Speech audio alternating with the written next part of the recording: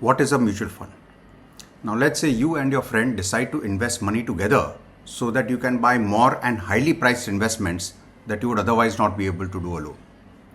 Now let's say you want to put in 500 rupees and your friend wants to put in 300 rupees. You then open a bank account where you put in your 500 and your friend puts in his 300. This bank account is like a mutual fund. The 800 rupees in this bank account is the size of the fund or the assets under management, or also known as AUM. In order to keep track of how much you have invested and share in the profits, it is easier to issue units to each of you so that you can manage all this. Let's say each unit is of 10 rupees. This is called the face value of the unit. So now you get 50 units of 10 rupees each and your friend gets 30 units of 10 rupees each.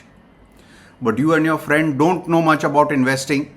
So now you go to another friend who is an expert in investing and let him decide how this 800 rupees of assets under management will be invested.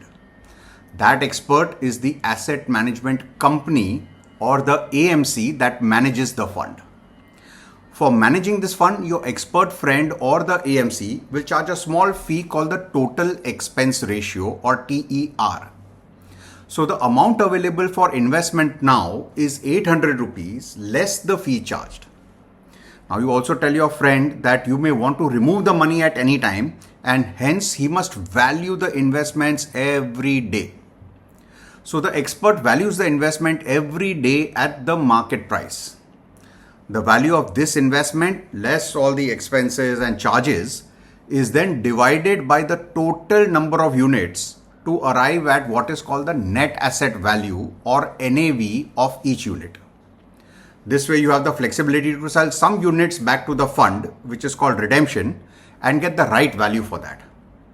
When you redeem, the expert will sell the similar amount of investments in the market to pay you.